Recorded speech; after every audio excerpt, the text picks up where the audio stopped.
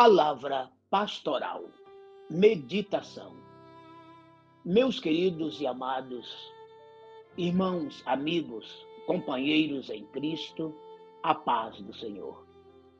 Aqui me encontro neste início de um novo dia, como também de uma nova semana, para dar sequência às nossas meditações dentro da Palavra de Deus.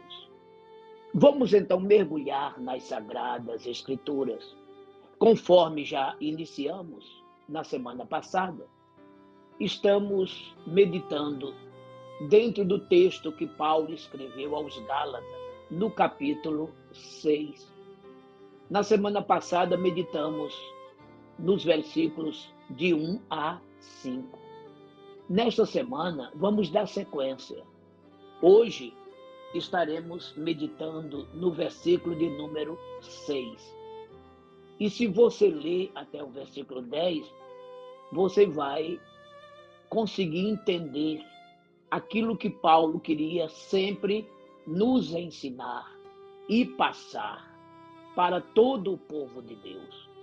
No que eu percebo neste texto, de 1 até o 10, nesse versículo 6, Paulo ele abre um precedente para falar dos obreiros e, consequentemente, de toda a igreja, da manutenção da obra da igreja, como que essa igreja deve ser mantida, com a contribuição, com os dízimos e com as ofertas dos irmãos da comunidade.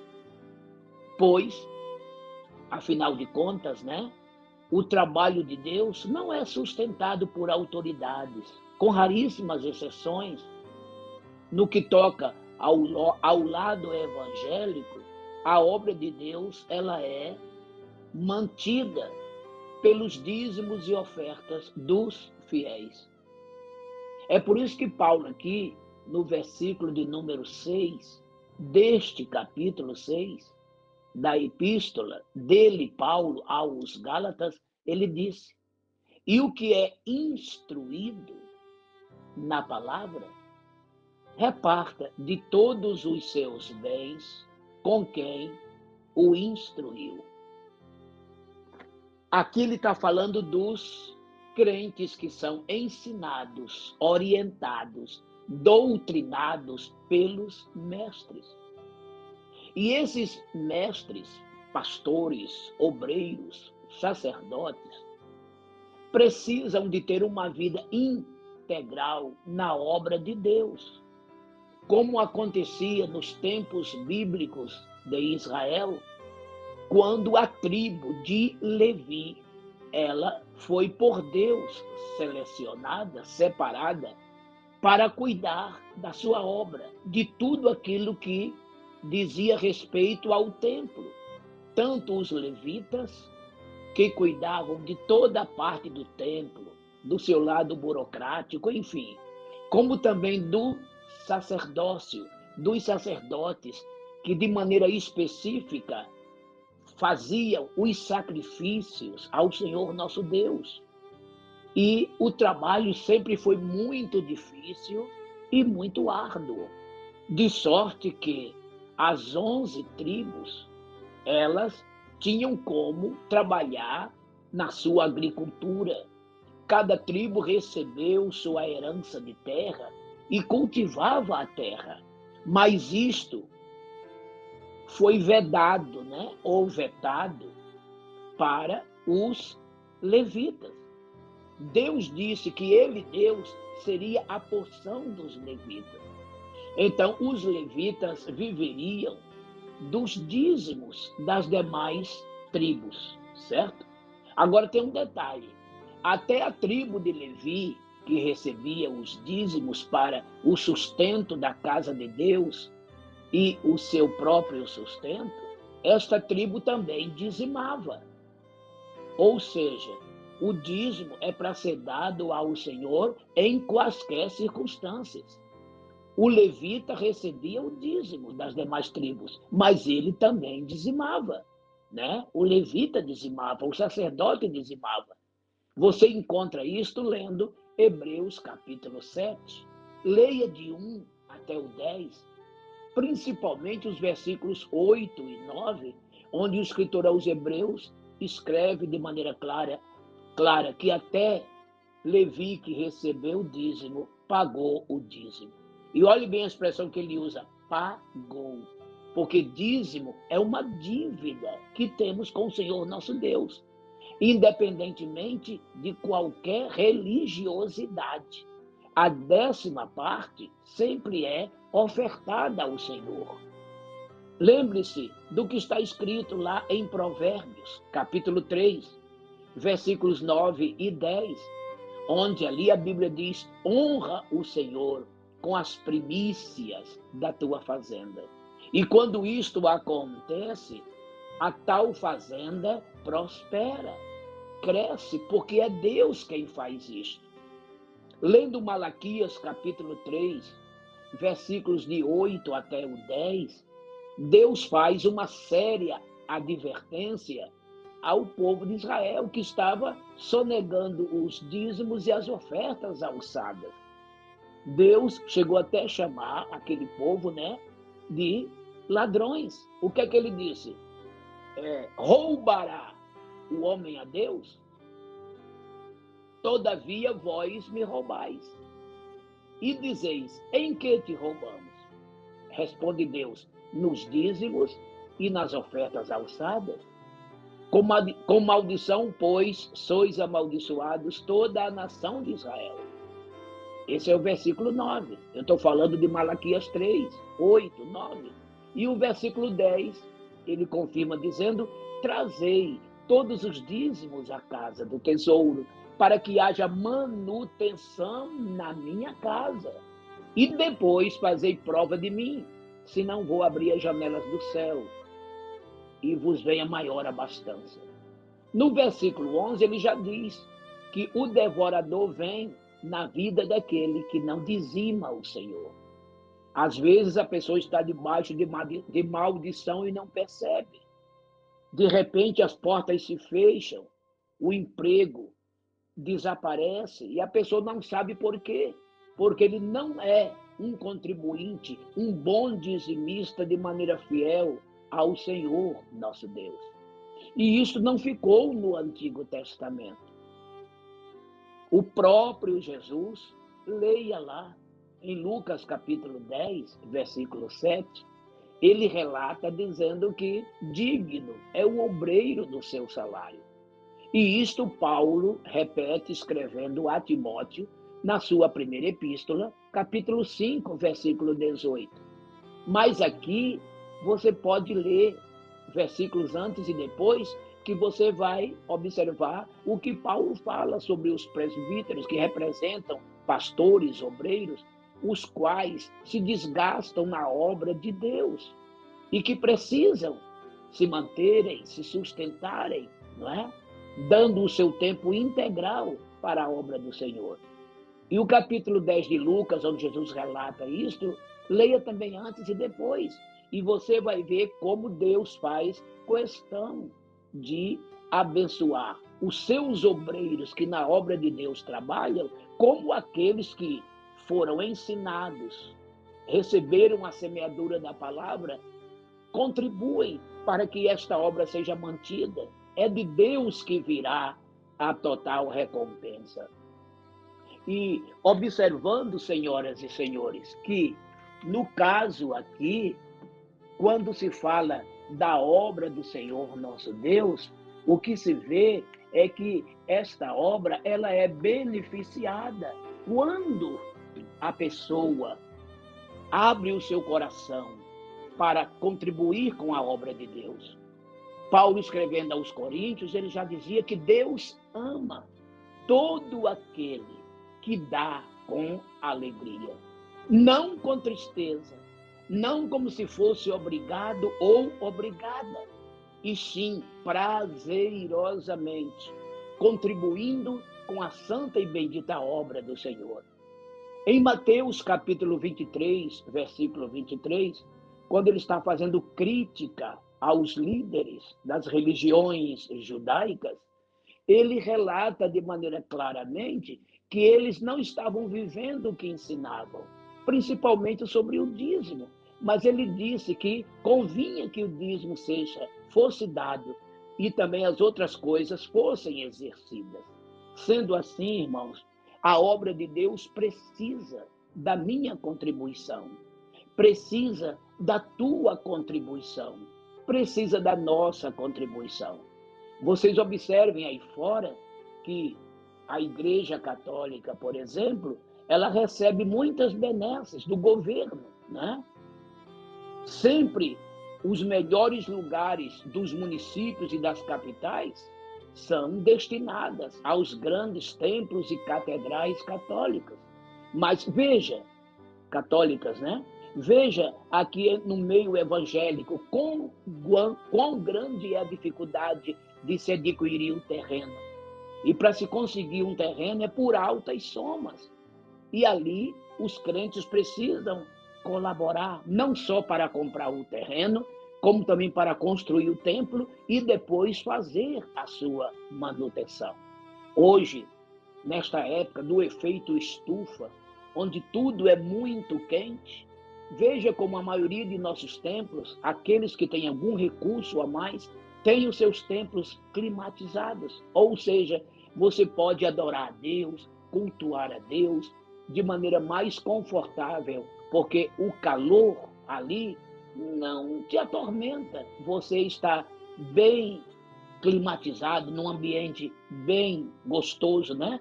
Porque ali tem ar-condicionado funcionando. Mas para comprar o ar, precisa de dinheiro. E a energia que mantém aquele ar funcionando. Fora isso, a água, a luz, o telefone, né? Os bancos da igreja ou poltronas que se compram. Enfim, amados, os ventiladores para aquelas igrejinhas que não têm condição de comprar ar-condicionado. Mas tudo isto custa dinheiro.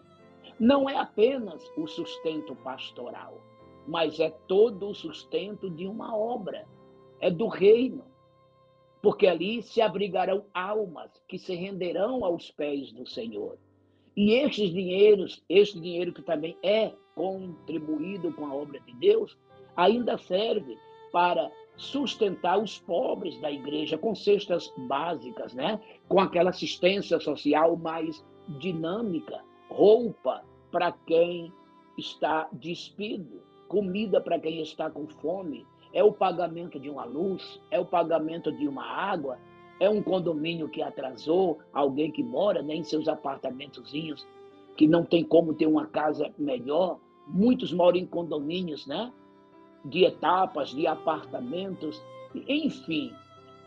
Eu só sei de uma coisa: a igreja precisa da contribuição da sua própria comunidade para a sua sobrevivência social. Porque o espiritual é com Deus, é Ele quem cuida.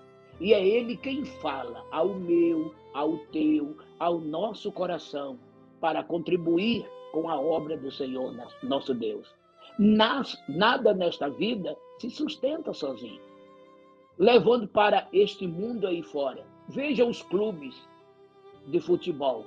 São ricos, pagando altos salários aos seus jogadores, mas esses clubes, eles têm seus mantenedores, os seus associados.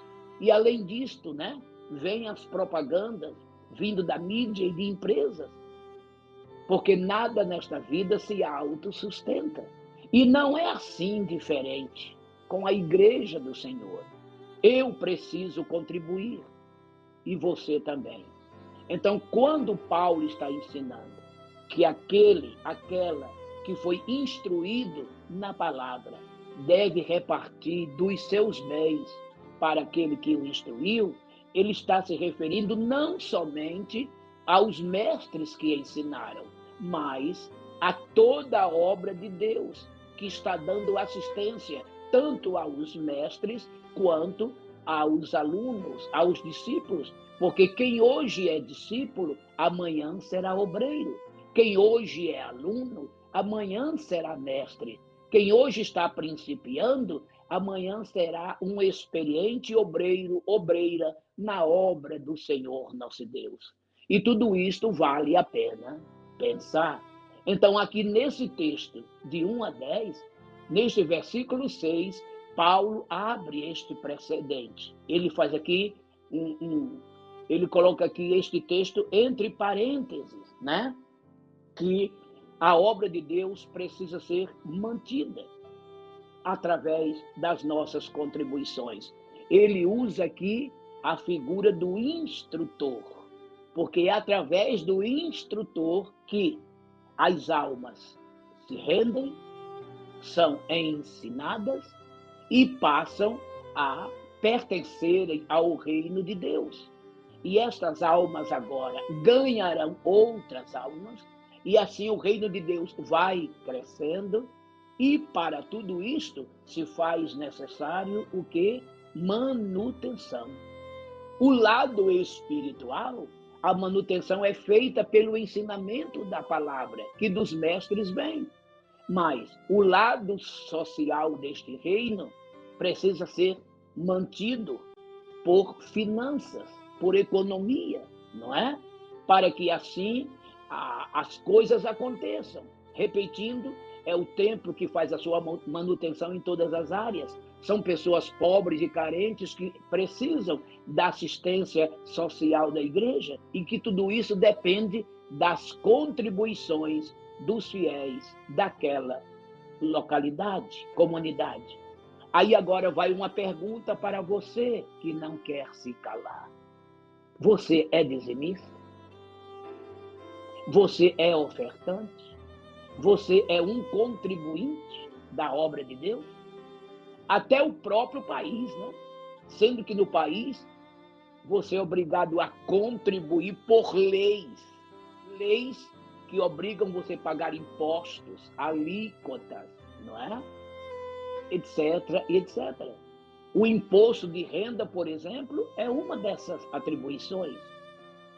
Já na igreja, a lei é bíblica, mas a vontade tem que ser tua, a fé é tua. Então, contribua e seja por Deus abençoado, viu? Neste país, se você foge à contribuição, ao seu imposto, que aí é imposto, você é punido pelas leis. No mundo espiritual, somos punidos pelo devorador que vem nas nossas vidas, pela maldição de Deus que se abate sobre nós.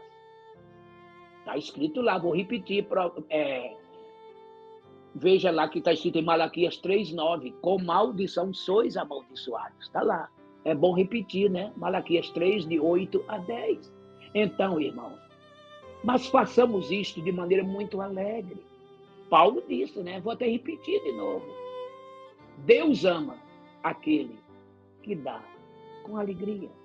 Então faça isto prazerosamente. Ajude a obra de Deus e seja um homem abençoado, uma mulher abençoada. E leve esta bênção para a comunidade. E que toda a tua comunidade, a tua igreja, seja através de você e de outros e de todos na comunidade, essa igreja seja muito, muito abençoada. Muito abençoada. O que é instruído pela palavra, reparta de todos os seus bens com o que o instrui. E o instrutor maior aqui é Deus, que nos instruiu para a salvação, para uma eternidade, em glória com Ele, de glória com Ele. E Ele tem prazer que você contribua na sua obra, para que a sua obra se mantenha firme e de pé, atendendo e salvando novas e muitas outras vidas para o reino de Deus.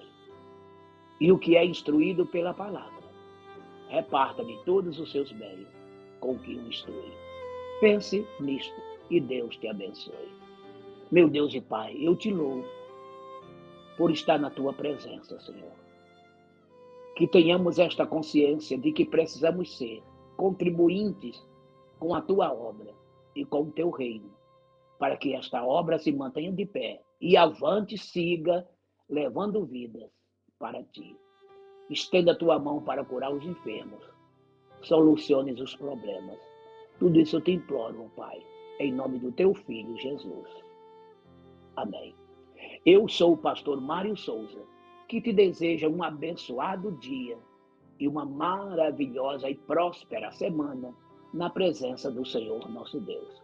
Receba o meu forte e afetuoso abraço e a paz do Senhor.